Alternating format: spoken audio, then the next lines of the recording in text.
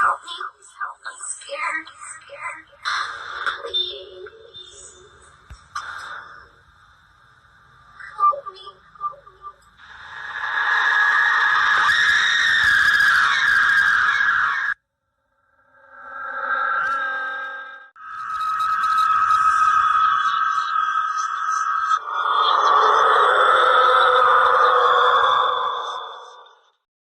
السلام علیکم دوستوں، پیش خدمت ہے جنات کی بستی حصہ دوم پارٹ 2۔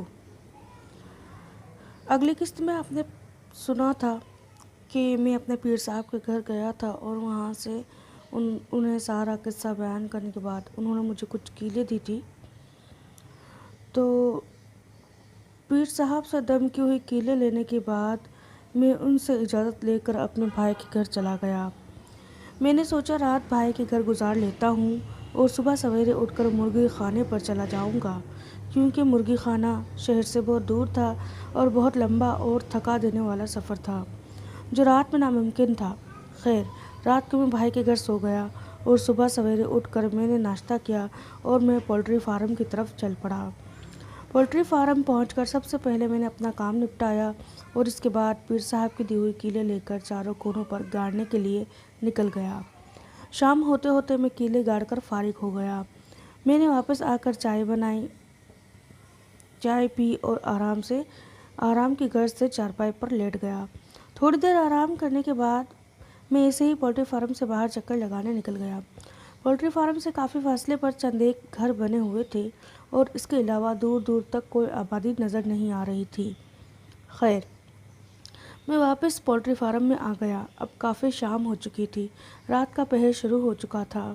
میں نے پھر سے پولٹری فارم کا ایک چکر لگایا اور آ کر اپنی جگہ پر سونے کے لیے لیٹ گیا، کیونکہ پھر پوری رات مجھے مرغی کے چوزوں کو دوڑانا تھا، اس لیے میں جلد ہی سو گیا۔ رات دیر سے میری آنکھ کھلی اور میں اپنے کام میں لگ گیا۔ فجر کی اذان تک میں اپنا کام کرتا رہا اور اذان کے بعد میں نے فجر کی نماز ادا کی اور میں سو گیا۔ صبح 10 بجے کے قریب میری آنکھ کھلی۔ میں نے دیکھا کہ ایک شخص جس کے کندھے پر پانی کے 2 ڈبے لدے ہوئے ہیں میرے پاس آیا اور کہنے لگا، میں پینے کا پانی لے کر آیا ہوں۔ میں نے اسے پینے کے پانی کی ٹنکی بتائی اور اس نے وہ پانی وہاں ڈال دیا۔ وہ شخص پانی لا کر ٹنکی میں ڈالتا گیا اور جب ٹنکی بھر گئی تو وہ چلا گیا۔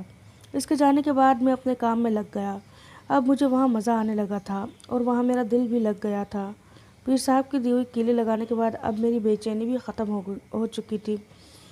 تقریباً 1 ہفتے کے بعد وہ نوکر جو پہلے یہاں کام کیا کرتا تھا وہ مجھ سے ملنے آیا، جو میرا دوست بھی تھا۔ میں بہت گرم جوشی سے اس سے ملا اور ہم دونوں دوست بیٹھ کر باتیں کرنے لگے۔ کچھ دیر بعد وہی شخص آیا جو پہلے میرے پینے کے پانی کی ٹنکی بھر کر گیا تھا اور ٹنکی میں پانی بھرنے لگا۔ جب وہ پانی بھر کر چلا گیا تو میرا دوست مجھ سے کہنے لگا، جہانگیر، یہ کون ہے اور یہ اتنی جلدی پانی کیسے بھر کر لاتا ہے؟ پہلے تو میں اس بات کو مذاق سمجھا، لیکن جب میں نے اسے سنجیدہ پایا تو میں نے کہا، کیا بات کرتے ہو یار، تم بھی تو پہلے یہاں کام کرتے تھے، تب بھی یہ شخص آیا کرتا ہوگا پانی بھرنے کے لیے۔ ظاہر ہے کہ اس شخص کو یا تو تم نے رکھوایا ہوگا یا پیر صاحب نے رکھوایا ہوگا پانی بھرنے کے لیے۔ پھر ایسا کیسے ممکن ہو سکتا ہے کہ تم اس شخص کو نہیں جانتے؟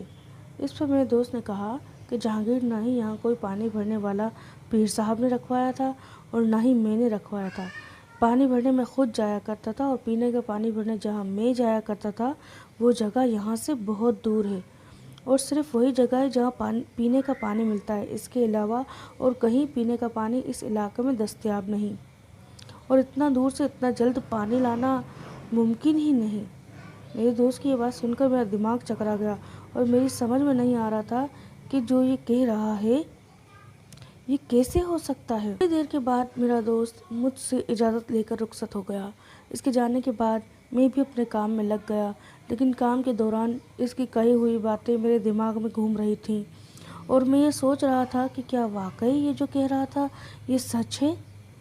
خیر، میں آج کچھ دیر سے فارغ ہوا کیونکہ میں اپنے دوست کے ساتھ بیٹھ گیا تھا اور میں اپنا کام جلد نہیں ختم کر پایا۔ اس کی وجہ سے کچھ رات زیادہ دیر ہو گئی تھی۔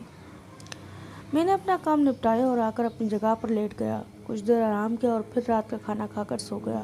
تقریباً رات کے 3 بجے مجھے ایسا محسوس ہوا کہ کوئی مجھے جگا رہا ہے۔ میں نیند سے ہڑبڑا کر اٹھ بیٹھا۔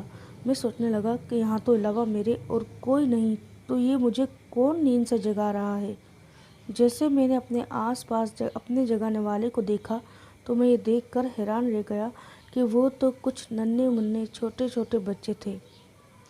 میں ان کو دیکھ کر حیران رہ گیا، لیکن پھر سوچا کہ ہو سکتا ہے کہ آس پاس کے مکان میں کوئی تقریب ہو اور یہ بچے وہاں سے یہاں میرے پاس آ گئے ہوں۔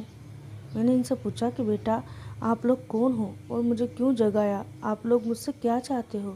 وہ مجھ سے کہنے لگے انکل آپ ہمارے ساتھ کھیلیے۔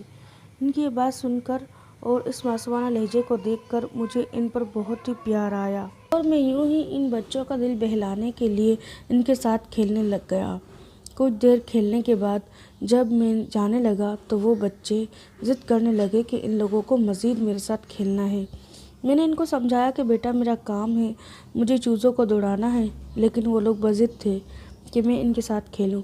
میں نے کل ان کے ساتھ کھیلنے کا وعدہ کر کے بامشکل ان کو اس بات پر راضی کیا کہ وہ مجھے اپنا کام کرنے دیں۔ میں اپنا کام کرنے لگا اور فجر کی اذان ہوتے ہی وہ بچے اپنے اپنے گھروں کو چلے گئے اور میں بھی نماز ادا کر کے سو گیا۔